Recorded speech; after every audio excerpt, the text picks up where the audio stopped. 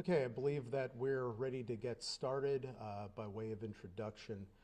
My name is Tim Barker. I'm District Attorney for York County.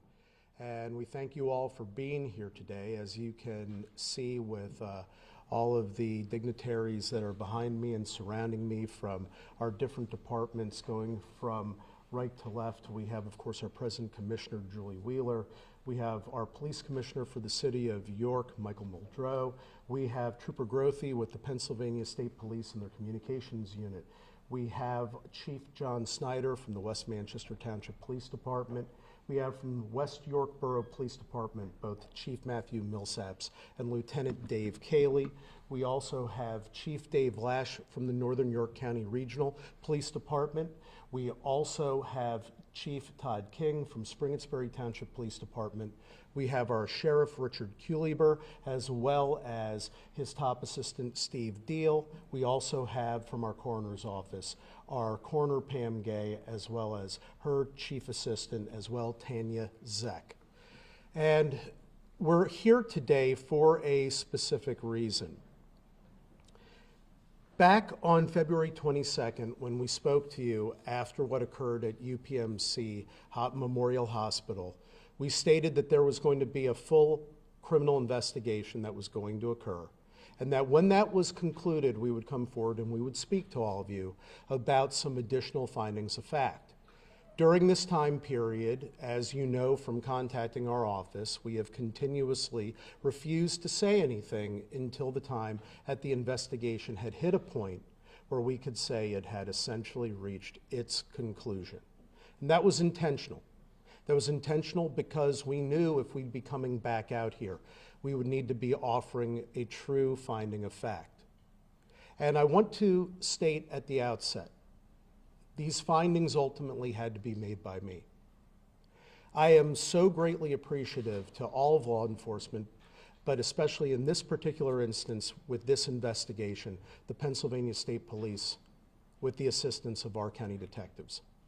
They thoroughly investigated this matter and allow me to feel that I'm able to offer to you a true conclusion and some answers to what have been pressing questions. I thank all of law enforcement for all of their cooperation. At a time when everyone was trying to heal, we had to go in and ask questions. And we had to go ahead and see what answers could be provided. We know by doing that that we ran the risk of offering further trauma to occur to all of the officers that we care about so much, all of the healthcare workers that we care about so much. We love them dearly and deeply, and we appreciate their cooperation. I want to also specifically thank an unnoticed and behind-the-scenes individual, but Edward Paskey, counsel for the FOP, the work that he has done in working with our Fraternal Order of Police and with all police agencies, the great work that he has done to make sure that everyone is able to go ahead and receive care and talk with people and to work their way through it. It's unsung work of true care and love that we thank you very much, Ed Paskey, for the work that you've done. Couple ground rules. Privacy interests are paramount. I'm not going to be identifying officers or healthcare workers by department, by title. You'll hear very little about that.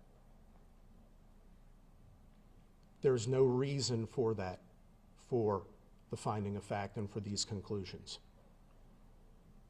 You have already heard about some officers being injured. We will recap that at the end by department, but not identifying which department, which injury. If those officers or those individuals wish to do so at another time, they may do so. But it will not be coming from me, because that does not serve the purpose of what we are here for today. And further, Officer Andrew Duarte, his family, and speaking with his mother, who I am going to tell you right now is one of the strongest, most wonderful people I've ever met in my entire life, wants to make sure that this entire community and every officer is supported and able to heal. If anyone was hurt or harmed by anything that we are doing here today, that would denigrate the memory of her son and would be harmful to her, our office, and I in particular, will always honor a victim's wishes and victim's rights at all times. And I'm absolutely going to do that today.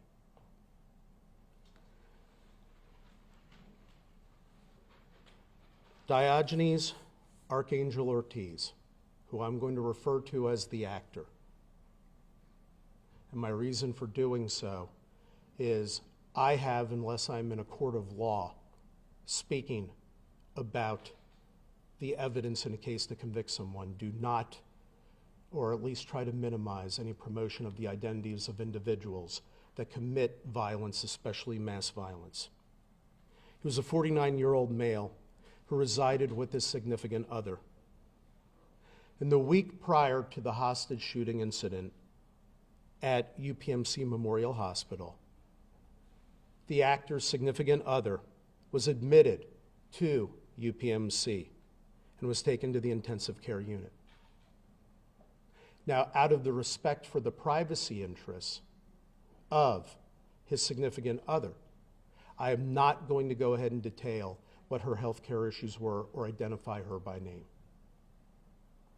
All I will do is generalize that during that week, she did not show signs of improvement. Her condition worsened, and eventually her condition became terminal. During this week, there was contact by the UPMC healthcare workers with the actor. During these interactions, the actor showed no signs that he would perpetrate an act of mass violence towards anyone or any healthcare workers. The actor did appear to be in disbelief when he first heard about the terminal nature of his significant other's condition. He initially stated he could not be there at the time that she would pass, but then he changed his mind. He remained at the hospital, came in daily, and while he was there, he was sad and solemn, but was also polite.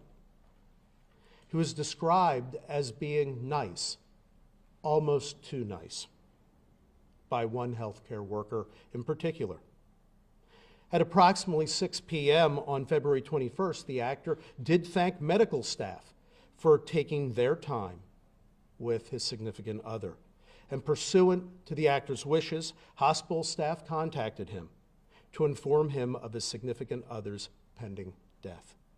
Numerous attempts were made to contact the actor, but he did not answer his phone. On February 22nd at 8:32 a.m., the actor did go to the West York Walmart. He's observed in surveillance video there. At the West York Walmart, the actor did purchase multiple packages of zip ties, spray paint, a knife, and lemonade. His demeanor appeared to be normal. There was nothing noted by the Uber driver regarding any change in demeanor or any aspect about him at that point. At 10:35 a.m., the actor is observed on surveillance in front of UPMC Memorial. Again, he is dropped off by an Uber. This Uber driver does not notice anything out of the ordinary or anything regarding the actor's demeanor that would cause concern. The actor at this point, he's wearing a red hat, black jacket and pants, red and white sneakers, and he has a gray backpack. He proceeds to the second floor where the ICU is located, and at 10:37, the actor arrives at the entrance of the ICU. He uses the phone at the entrance to contact staff inside of the ICU. A healthcare worker answers the phone and asks him to hold while she speaks with a supervising doctor at that point. The supervising doctor states that he will speak to the actor, and the actor is allowed in to the ICU, the doors opening at 10:39 a.m. Upon entering the ICU, the doctor does escort the actor to an open room in the ICU to have a discussion about the actor's significant other and about her passing, and that she was moved to the morgue. The actor became nauseous, and it did appear that he was going to vomit. The actor ran into the bathroom within the room. The doctor left the room to give him space. Moments later, the actor exited that room with a firearm. He began to yell, "This is what we're going to talk about." The doctor sends a text message to staff telling them he has a gun, run. That text had a timestamp of 10:43 a.m. The actor then pointed his firearm in the direction of the doctor and discharged it twice. The doctor was only several feet away at that point. One round did graze the doctor's arm. The other pierced the front of the doctor's jacket that was hanging open, and the doctor was able to run out of the ICU. Now, this particular firearm, give me one moment.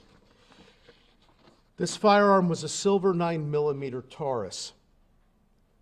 This silver 9mm Taurus was stolen from a residence in Manor Township, Lancaster County, during 2017. The actor was a person not to possess a firearm due to a robbery that he had from the 90s. We do not know what the link is between the actor and the firearm, other than to say this was the firearm he possessed and that he used on February 22nd.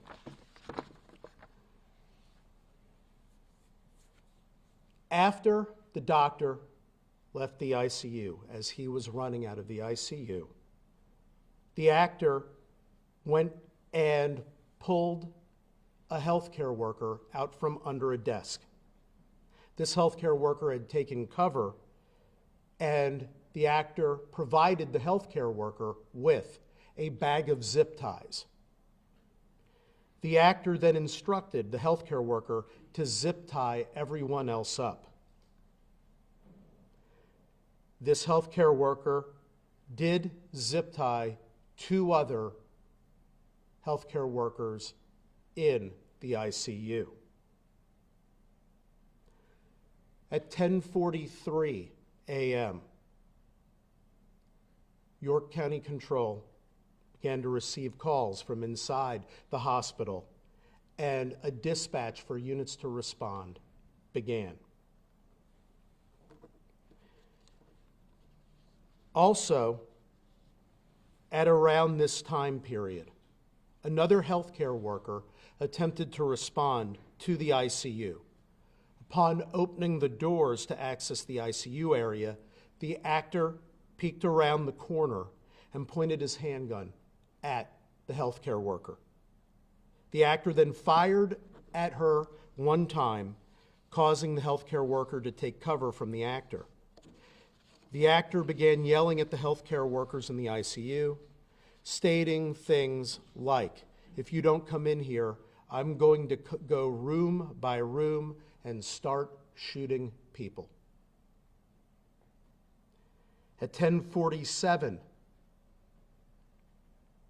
UPMC hospital police officers respond and arrive at the ICU. They immediately hear gunfire. These officers responded each to a different door entering into the ICU. The entrance that we're primarily going to refer to which is the one that the actor entered into and becomes a subject when we talk later on about the shooting that occurred in the hallway. That is the main door of the ICU. There are other entrances to the ICU as well. One officer went to the main entrance and opened the doors, while the other officer went to a side entrance. That UPMC officer entered, and upon entering into the ICU, they observed that the actor had a healthcare worker held hostage with a gun to that worker's head. The actor states to the officers that he will kill the hostage should anyone enter the ICU. The actor then discharges 2 to 3 rounds at one of the UPMC officers. Based upon this occurring in the hostage situation and the firing of the handgun at one of the UPMC officers, the UPMC officers at that point retreat and wait for the other officers to arrive that are on their way for dispatch to now resolve the hostage situation that may result in imminent death to any one of the hostages. At 10:51 hours is when Officer Duarte and another officer both arrive in position outside of the main entrance doors. Other officers are also arriving and are going to different points of entry and exit around the ICU. They are also, at this point in time, they are establishing perimeters and are making determinations on how to protect the hundreds of other employees, patients, and visitors who are present at the hospital during this hostage situation. Once the officers had arrived, they did not hear any more gunfire. At this particular point in time, the officers stated to each other, if we hear any gunfire, we are going to immediately enter. Otherwise, this is a hostage situation. And with it becoming a hostage situation with no active fire, it changes from the immediacy of the active shooter situation. And the officers all began utilizing their training and experience to go ahead and work and achieve different protocols that the situation now requires. During this time period, another situation occurs. The last of the shots fired that is heard happens when the doors were open and the UPMC officers are observing what is occurring into the ICU.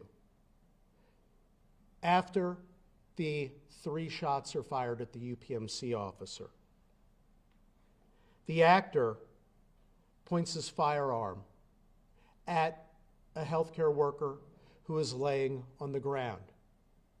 He proceeds then to discharge 1 round, striking the healthcare worker in the leg.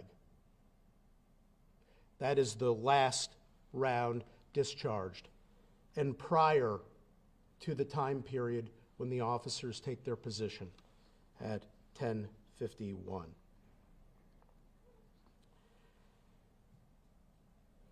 During the time period as the officers are gathering and are in position outside of the doorways and are evaluating and establishing their other positions, the actor reapproaches one of the healthcare workers and zip ties her hands before stating, "It's 11:02. Tell them they have until 11:25, or they're going to start being bodies.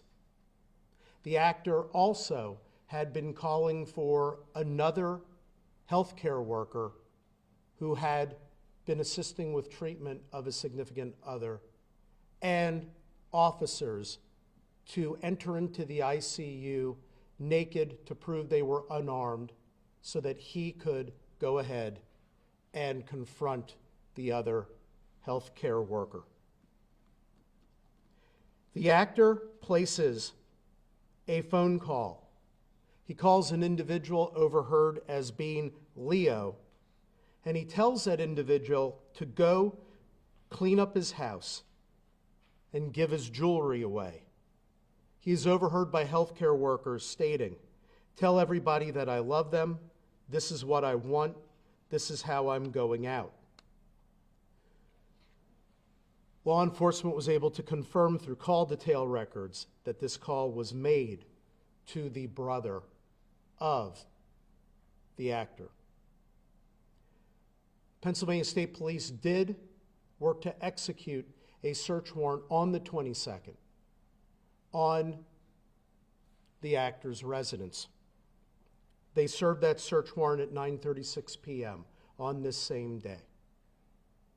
And upon arriving, they did in fact observe the confirmation of the call as well that was made by the actor to his brother. And it was readily apparent that numerous items were removed from the actor's residence. The state police, assisted by our county detectives, ended the search warrant at 10:30 p.m.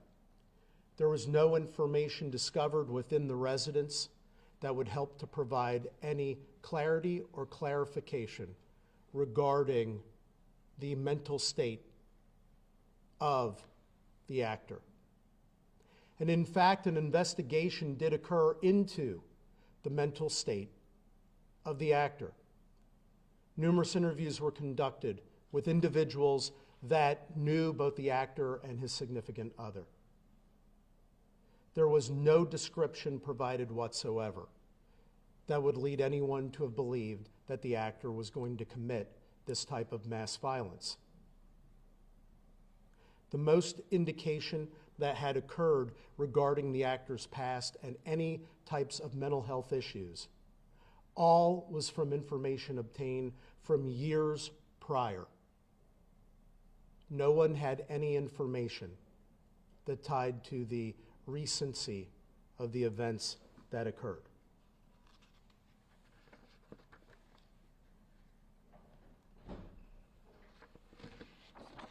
If I may have one moment, please.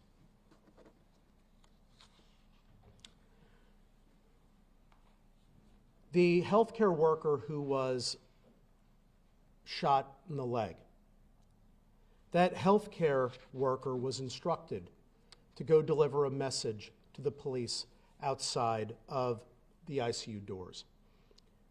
The healthcare worker saw this as an opportunity to be able to flee being in the presence of the actor, and did so, fleeing into the bathroom of the first patient room, and she was able to lock herself inside. As more officers began to arrive, they began to position themselves outside of the ICU door and still do not hear any additional gunfire, as this is a hostage situation. The officers at this point in time that were by the ICU entrance door, and at this moment, with information provided by a special tactical individual as part of our countywide QRT team, they open the doors and attempt to assess the situation. In opening the doors to assess the situation, they establish a plan. The plan was going to involve the first officer in, should they need to enter, and should this be a shooting situation, was going to be the officer who held a shield. And he would provide cover for the officers entering in behind, should they need to, at that moment, eliminate the actor as the shooting threat. When the doors open, the actor begins yelling, "Back the F up, close the effing door, I'm not messing around, get the F back." The actor also attempts to use a healthcare worker as a hostage and as a shield against law enforcement. Law enforcement was able to go ahead and observe a female staff member on the ground. They were also continuing to observe the healthcare worker being held at gunpoint, being held hostage, and that the healthcare worker, he kept saying that he was going to blow her head off and ordering them to close the effing door. Officers attempted to engage in de-escalation with the actor. The lead officer began stating to him, "We can work this out, man. Anything can be worked out," as they continued to repeat that in an attempt to go ahead and de-escalate and remedy the hostage situation. Given the fact that the actor was holding a hostage at gunpoint, and with what was being stated, that he was going to shoot her in the head, and with them having no clean line of sight based upon his position and the hostage's position in the hallway, the officers did the only thing that could be done at that point, which was to have the door shut and continue to engage in further tactical discussions and in further hostage scenarios. One of the aspects that occurred is the immediate transition into a barricaded gunman scenario. At the direction of supervisors and members of the quick response team for York County who were arriving, officers were divided into entry teams. Some officers on the left side of the main ICU door and some on the right side of the ICU door. All were being instructed on how and in which order to proceed, all of which would follow the officer who had the protective shield. As they were organizing at this location, they were also organizing at the other points of entry into the ICU and continued on the other floors to look after and to ensure that there's no further threat to any individual anywhere in the hospital.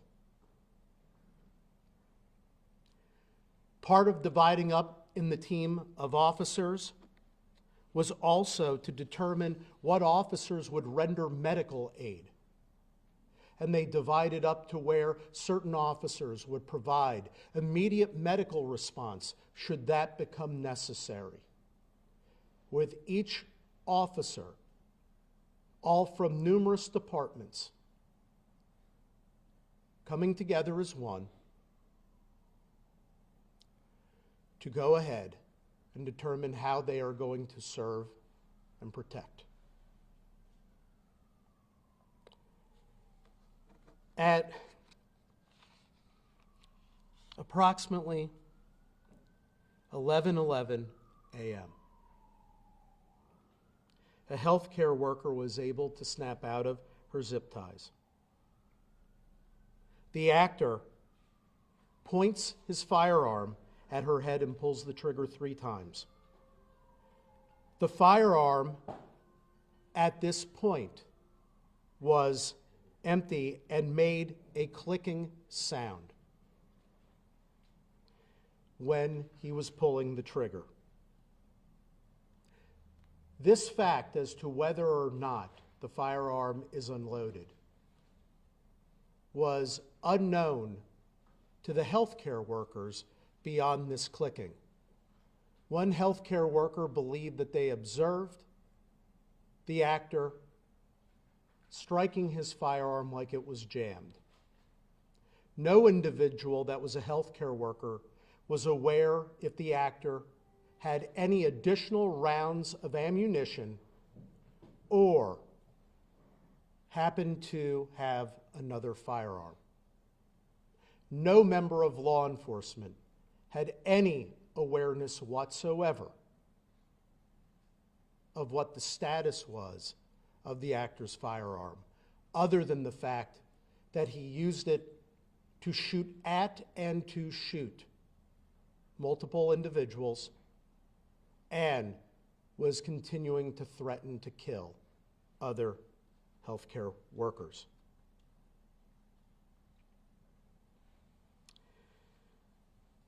The healthcare worker attempted to get up, but was pushed back down by the actor.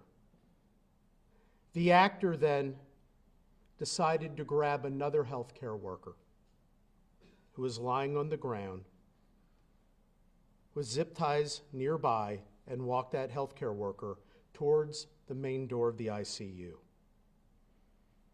The actor told the healthcare worker to take him to where the most people are. The actor then pushed the healthcare worker into the ICU door to open it and followed closely behind the healthcare worker with one hand on her neck and the gun pointed at the back of her head. At 11:13 and 45 seconds, the actor, while holding the healthcare worker hostage at gunpoint, exited the main door of the ICU. The officers that were in their tactical positions immediately created a reactionary gap and backed up in order to take full recognition and to make full determinations of the hostage situation that was in front of them. Every officer to a person stated that they were not going to discharge their firearm unless they believed that they had a clear and present opportunity to strike the actor and not strike the hostage. Officers from both sides of the doorway begin to fire. The first officers to fire were the ones with the most direct line of vision. Those were the officers from the left side who had the direct line of vision of the hostage and were able to fire swiftly and truly at the actor. Then officers, and this is occurring in real time in a matter of half seconds to seconds, with decisions needing to be made with incredible precision, proceed to fire from the right side. One such round from a shotgun that is fired by an officer who is positioned closest to the wall on the right side strikes the actor in the back, upper shoulder area on the left side. Pellet from this shotgun shot also strikes the wall.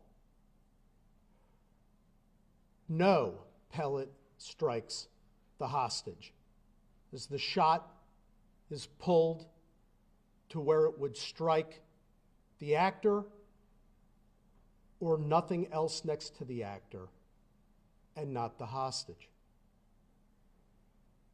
As the shot is fired, one projectile strikes the lead officer on the left side of the door, holding the shield. In his right hand, he held his firearm, his handgun. The projectile, the shot, hits his right hand and travels into his arm. At that point, Officer Andrew Duarte is diagonal and slightly behind to the officer with the shield. He is turned slightly to the left, and he is aiming at his target, being the actor, to free the hostage. 2-shot strike Officer Duarte. 1 shot strikes him in the left arm and goes across his chest.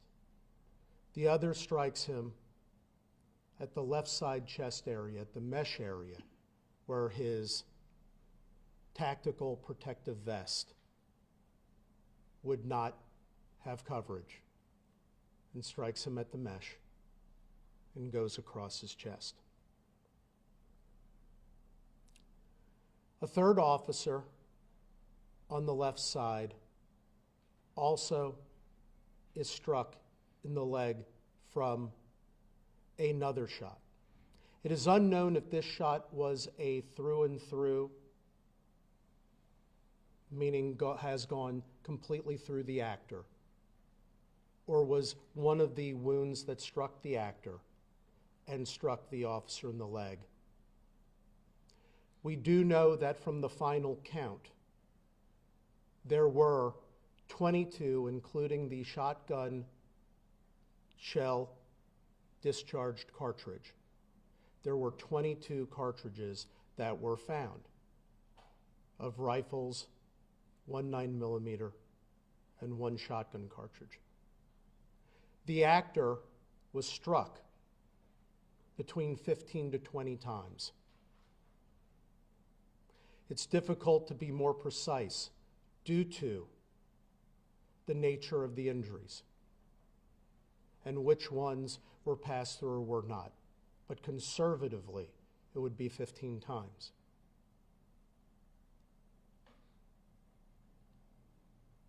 The hostage was not struck once. Again, as I stated previously, every officer stated to a person they would not discharge their firearm if they thought they were going to strike the hostage.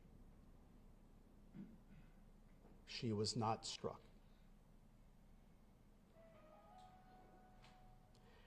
At this point in time, the officer who is struck in the hand and arm and Officer Duarte, they proceed around the corner into another hallway. There's a hallway that is near where the left entrance is of the ICU. They proceed back into that hallway as well as some other officers. Officer Duarte realizes he's hit and says so. He then proceeds forward down the hallway back towards the ICU. When he gets to the corner of the ICU, to go into that hallway, he sees the officer who is struck in the leg down. That officer, at this point, is now being pulled by another officer. Officer Duarte leans over to the officer who is down and now is starting to be moved. Officer Duarte then, after leaning down towards that officer, succumbs to his injuries and collapses on the ground. I mentioned previously about how officers were responding and assigned to respond for medical care. Immediately, those officers responded to the ones who had been injured. One immediately responded to the officer who was struck in the hand and arm and began to apply tourniquets to go ahead and help stop the bleeding. Another applied 2 tourniquets to the officer who was struck in the leg. 2 officers came over, with one in particular with specialized TAC med training, began to care for Officer Duarte. And they all provided as best and swift emergency care as is humanly possible. At that point, medical personnel from UPMC continued to come forward to treat them. All three officers were transported quickly and decisively to Wellspan York Hospital for emergency treatment. The actor, meanwhile, he was fatally struck multiple times, including injuries to the head, to the neck, to the torso, again struck between 15 to 20 times. The actor dropped his firearm during the course of this. The firearm was picked up and collected by another officer. The officer who collected the firearm cleared the firearm to make sure that it no longer could be a danger or threat. That particular firearm was unloaded at that time. Again, as I stated previously, this fact was unknown to any officer and was unknown to the healthcare workers who were inside the ICU. Those healthcare workers that were inside of the ICU, again, had no way of knowing or would have no information regarding whether or not he was able to reload, grab another firearm, or if in fact he was able to unjam his gun when he was slamming his gun to see if it was jammed.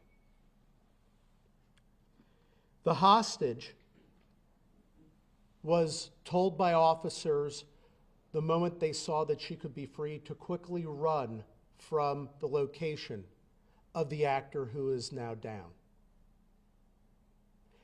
She goes to run because of her condition and because of being zip-tied, does fall and does strike her head, causing serious injury to her.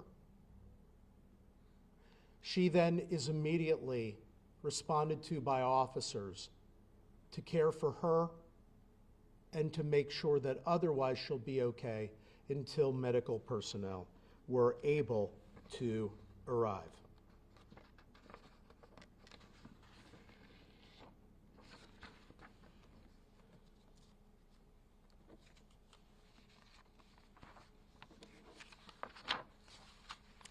The officers, in addition to rendering medical aid, those officers also went through the ICU and cleared the ICU to make sure that there are no other actors, that there is no other harm that can happen, and to make sure that everyone present at the ICU is not harmed and is in, physically speaking, a medical condition that does not require immediate medical treatment other than those who are patients in the ICU.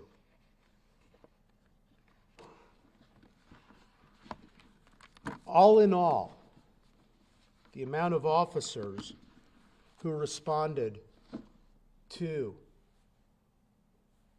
UPMC included multiple officers from the West Manchester Township Police Department, West York Police Department, York City Police Department, Northern York County Regional Police Department, our York County Sheriff's Department, Springettsbury Township Police Department, Spring Garden Police Department, Pelham Township Police Department, Lower Windsor Township Police Department, York County Regional Police Department, the York College Police Department, our York County District Attorney's Office County Detectives, the Game Commission, the Pennsylvania State Police, and finally, all of the combined members of the Quick Response Team who came together to assist in the direction and the execution of remedying and stopping a deadly hostage situation.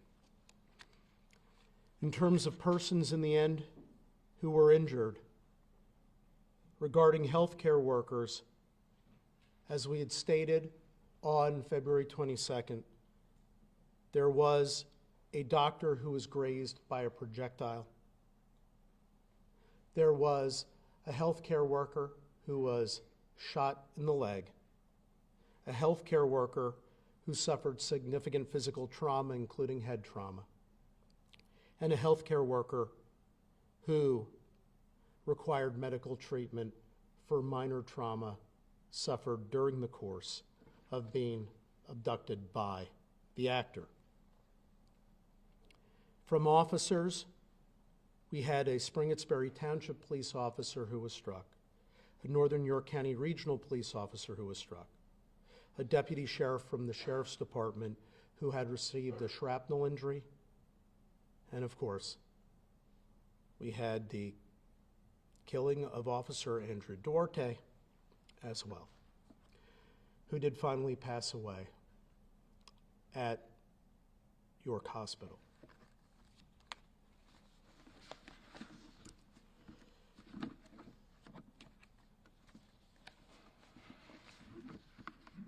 The individuals I just discussed, all the healthcare workers, and of course all the police officers, all those members of law enforcement, they are heroes. These heroes showed what it means to be willing to lay down your life with sacrificial love for your mission, for your cause, for all those who you serve. The officers ran in to allow all of us to be safe. Everyone is able to go home tonight and every night. That is a resident, a citizen, a visitor of York County, because of the sacrifice that our police officers are willing to make. You cannot make that sacrifice unless you not only love what you do, but you serve a cause and a mission that is greater than you.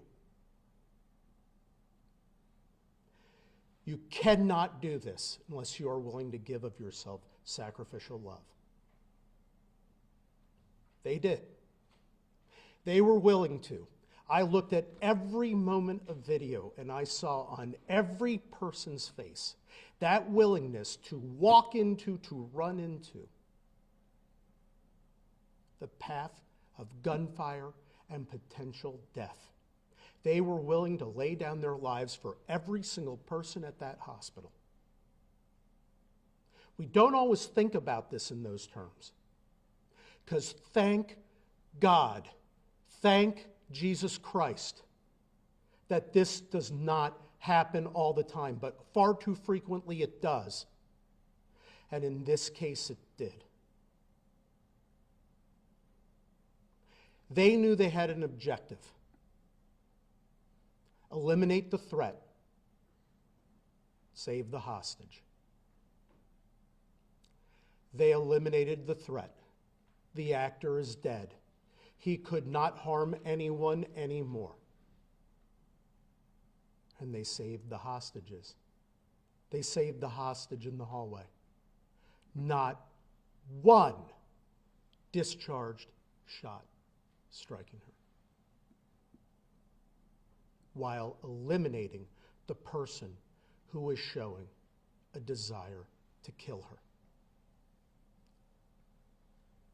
And in the course of that, officers were harmed, and Andrew Duarte laid down his life for us.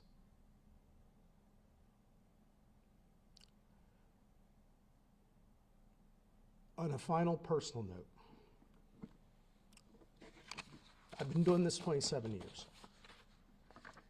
Seen a lot. We've all looked at a lot. We've all done a lot. There are moments that you look at in your life and you say, I'm never going to be changed again. This is one of them. You can't change. You can't go ahead and go back to who you were before you look at this. You have to be different. If we're not different with each other, and we aren't willing as public servants or just as human beings that have friends, family, live in neighborhoods, see strangers who are in need, if we cannot at least give 1 ounce of time, of dignity, of support, of love to another, then who are we? Then why are we here? I'll never forget those faces, their sacrifices. I will never forget looking at what they were willing to do for us. If they're willing to lay down their lives for us, the least we can do is sacrifice 1 ounce of time to be kind to one another. If we do that, then maybe, ultimately, all of them, and most importantly, Officer Andrew Duarte will have the true, lasting legacy that he was meant to have. His mother said to me, said to all of us, and I know said to you as reporters, it was time for the Lord to call him home. And so it was.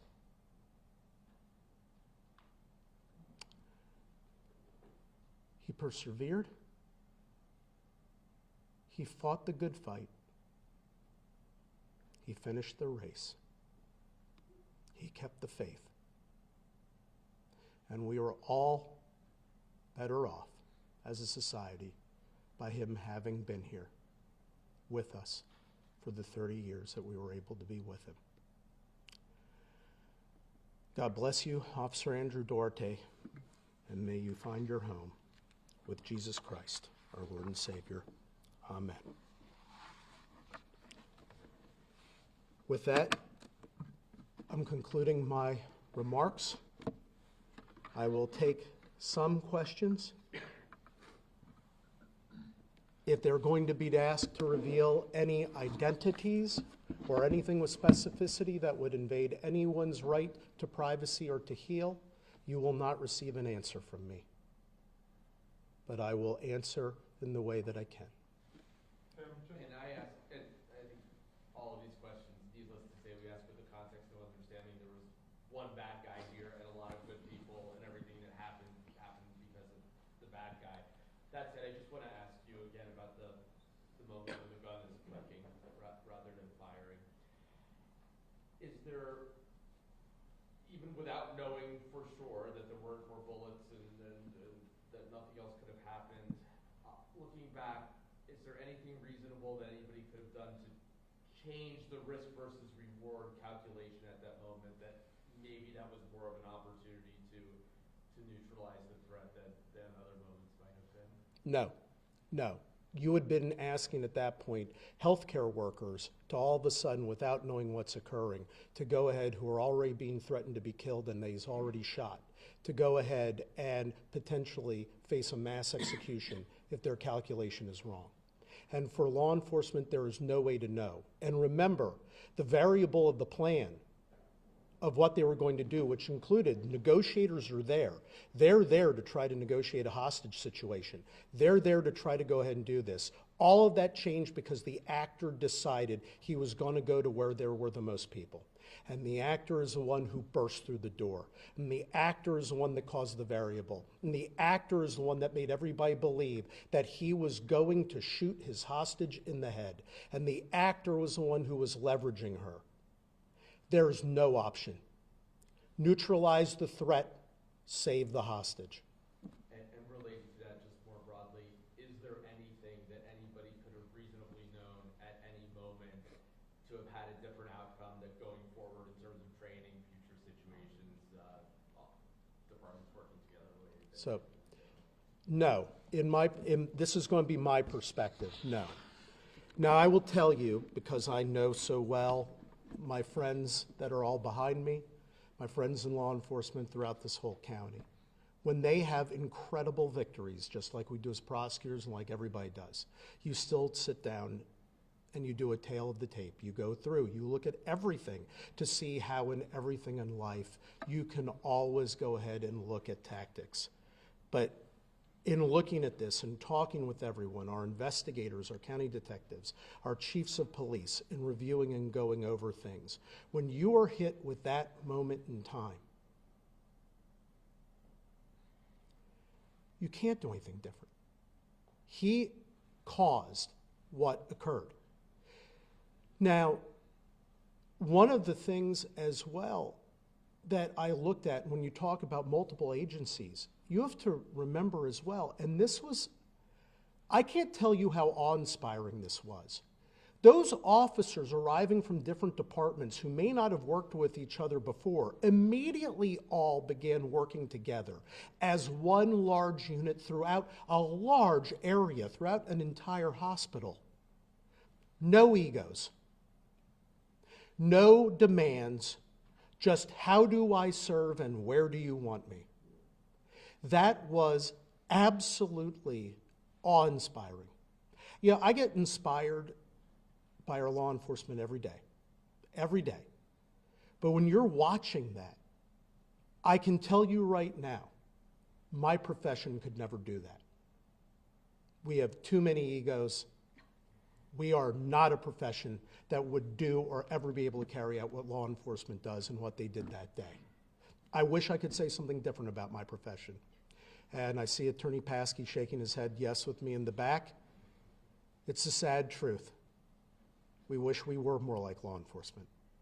You talked about the training and all of them working well together. We learned after this, just talking to a lot of different municipalities, that a lot of departments don't have annual training for mass shooter situations or for hostage situations. Is this an opportunity for the legislature to put a priority on that, for more funding to go towards that, so the officers do get more training? And do you know the last time that the West York Borough Police Department had a hostage or mass shooting training? I'm not going to speak to that. I don't think it's appropriate at this time to speak to things like that. That is for discussion and determination and action plans by those who are the professionals that have to execute those items. That will be law enforcement after that. Please remember, we have an officer who was killed and other officers who were injured, and every single officer that was there, and quite frankly, every single officer, they're part of a family. There is trauma to work with. They went back to work understanding what was going to have to occur the next day, but that doesn't mean that they get to set aside the healing.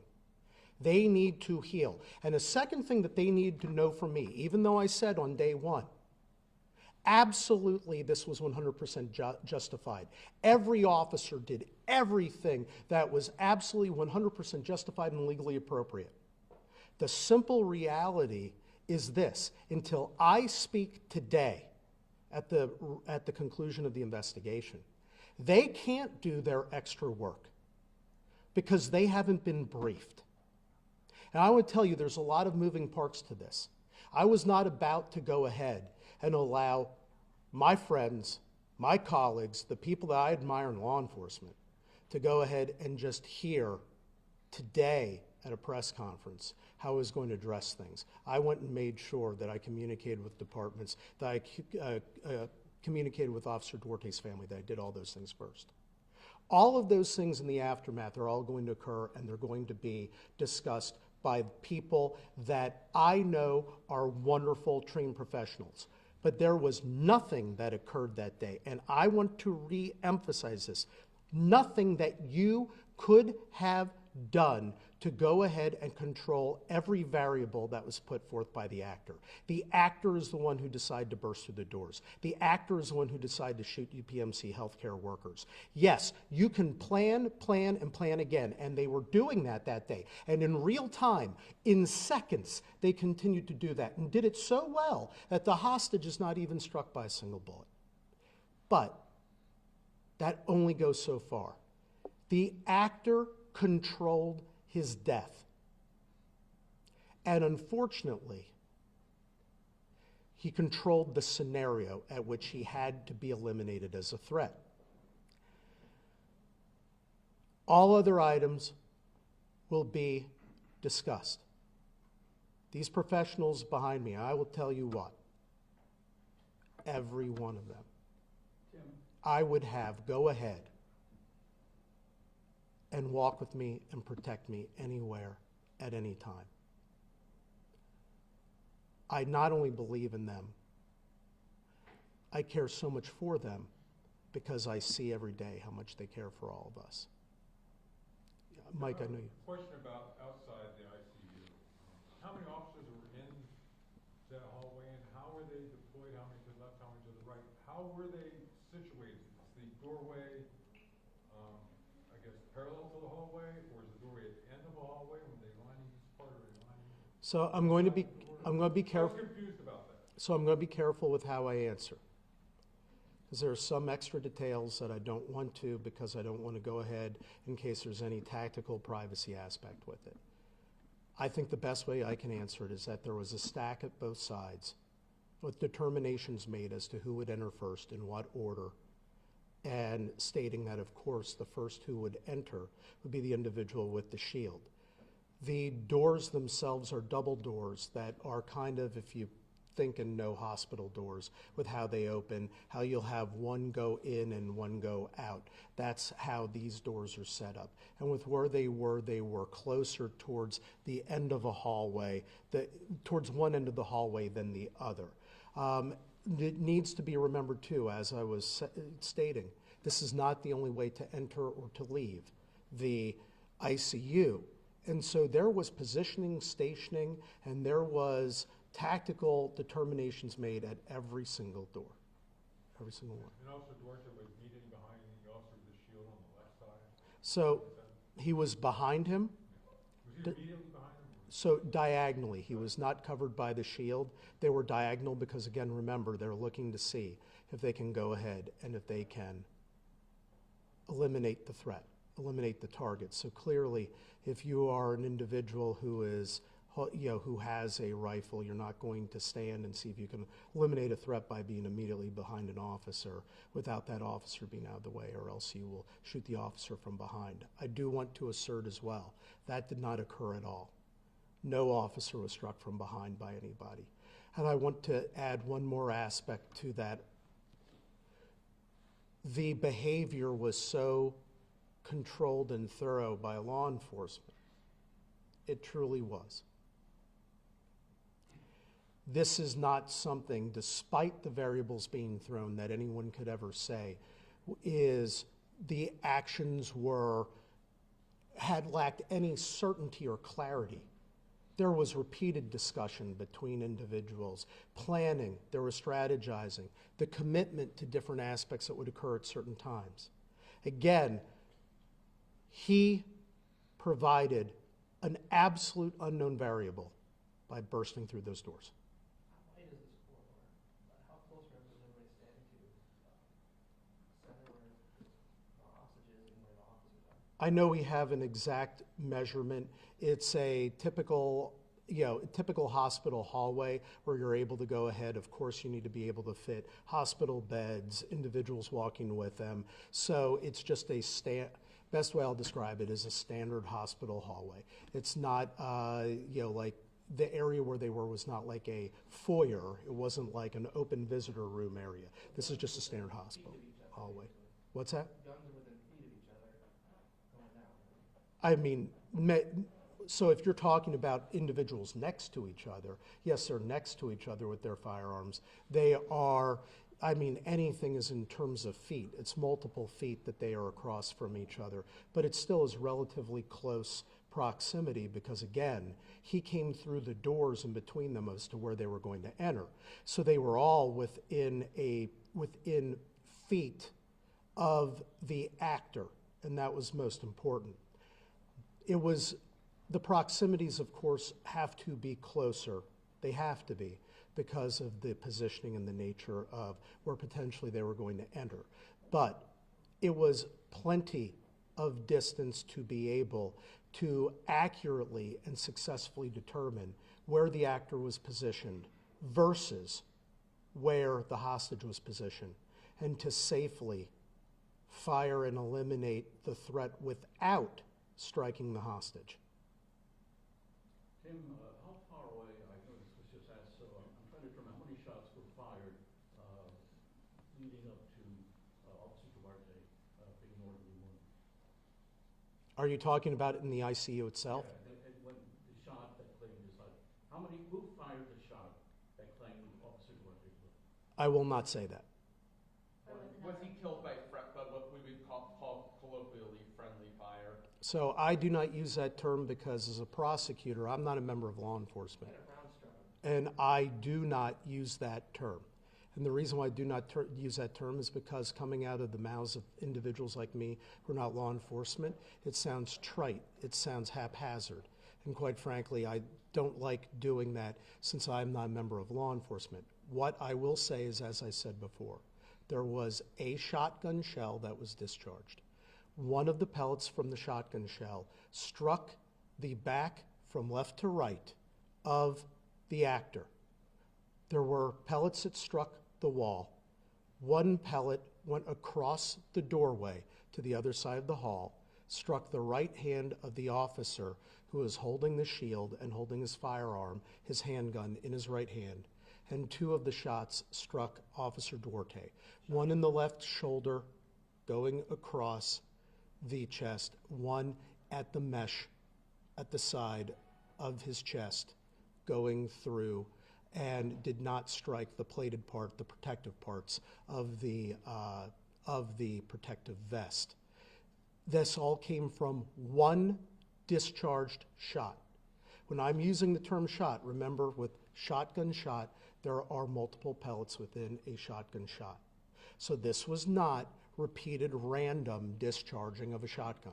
This was one discharge with a line of sight that can be seen from video at the actor that did strike the actor with pellet from the shot that also had three that traveled across to the other two officers. Shotgun round penetrates the actor. 3 pellets bounce off, not bounce off, but splinter off. Strikes one of the officers with the shield, and then also strikes Officer Duarte. Yes, one shot hit the right hand into the arm of the officer holding the shield. It was the arm that he had exposed because he was holding his handgun, prepared if he had successful line of sight to go ahead and use his handgun. And 2 shots at the posed position and ready to eliminate the threat, Officer Duarte, striking him at the left. Tim, do you believe that Ortiz did not fire at that moment, did not discharge his firearm? He did not discharge his firearm. His firearm was not loaded at that moment. Tim, a lot of the hostage situations and standoffs that we come across are somebody behind a single door. Was this a unique situation for the officers and the tactic teams to have it in a single hallway with people on both sides? Was this a unique situation, and are there protocols to address these situations where officers are on 2 sides of the situation? The best way that I will put it is that the officers train for all different scenarios. From what my understanding is, a door that opens in the manner of which a hospital door opens is different, requires different aspects, but the officers were highly trained and prepared to go ahead and utilize that situation. Anytime that you have multiple hostages in this scenario, they are complex situations. They are. There are tactics and there's training that has been done, and there are experts in this area that have attended and that were there at the scene and were giving guidance on what to do and on the steps to take. We have a highly, highly trained quick response team. The officers that were there, I know for a fact, not only are QRT officers, but other officers. There were many that are highly trained, highly experienced, and every officer there, regardless of who they are, And what their rank was and what department they came from immediately followed orders and immediately fell in to carry out the mission the way it needed to be, in accordance with the tactical guidance and advice that was being given by highly trained professionals. So our officers are prepared for any scenario and situation like this, regardless of the doors, regardless of whether or not there is clear visibility, regardless of or not of what all the circumstances are. They have training, they rely on their training. And again, I go back to this, in relying upon training. Even in the time of greatest instinct, they held their training and eliminated the threat and saved the hostage and did not strike her once. That is the product of repetitive training that becomes part of you. Where to move, how to slide, how to go ahead and make sure you have the clean, clear shot, and how you're proceeding in that way. Were any patients who were present during this hostage situation or as the situation moved to the hallway or to and from the doctor's quarters during this entire process? The ICU did have patients. I don't want to say anything more than that out of the respect for them, their privacy, but the ICU did have patients. It was a fully functioning ICU. So you said the officers have returned to work. What sort of mental health resources have been made available to them to help process what happened? So I don't know how the other chiefs feel about this. My feeling is this, that those topics, there are resources available, and again, I want to thank so much our Fraternal Order of Police, and I want to thank so much Attorney Ed Paskey working with them for all the different things, the State Fraternal Order of Police and National Fraternal Order of Police. They have shown great care, have worked with individuals greatly, and they are there for all law enforcement. I don't want to go into the details because mental health counseling and how we utilize it and what we do with those resources is very personal and is very private. And I do not want to intrude or invade any privacy of any individual or any officer. All I want to say is that seeing their response for the care and the well-being of their officers was, again, absolutely wonderful, absolutely remarkable, and I'm so highly appreciative of all that has occurred in that regard. I'll take one more question, and then we're going to go ahead and have a wrap. And I saw your hand up first, Amy. You mentioned he was yelling that he wanted, they had until 11:25 when there was going to be bodies. What did he ultimately want out of this? What was the goal? Did that ever get stated? So his ultimate goal, why he took, and I know people would want to know, and we wanted to know, what was the history, what was the background, what would be the extra aspects of motive for what would occur, what ultimately is an end game. There's no documentation, no interview, no anything that we were able to find that could clearly state what that would be. The only thing that we can state is that he on his own decided to enter UPMC that day, fully prepared to take hostages and kill people. And beyond that, I cannot state in terms of what he had hoped beyond stating about the other doctor coming in.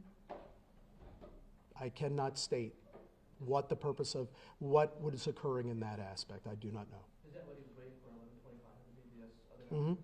Mm-hmm. That's what he was during those time frames, was when he was making those statements during those time frames. Why he did so, quite frankly, one of the things that sometimes you have to accept, we've done prosecutions like this, which are called no motive prosecutions. If I were trying this case, if he happened to have lived, and I'd be prosecuting him for his multiple counts of first-degree murder, well, for his first-degree murder that would have been resulted, because he would have been one that caused the murder of Officer Andrew Duarte, and his multiple attempted murders, aggravated assaults. If I would have been the one who had been prosecuting that, I would have probably have had to look at the jury and say, when you're asking why, what would drive him to do that? Why? Sometimes there is no why. Sometimes individuals just succumb to the hand and presence of evil, and they do evil deeds. Why they succumb to the evil? I don't know. I do not know. All I can tell you with absolute certainty is the actor chose to that day and unleashed a torrent of evil at UPMC and wound up directly causing the death of Officer Andrew Duarte.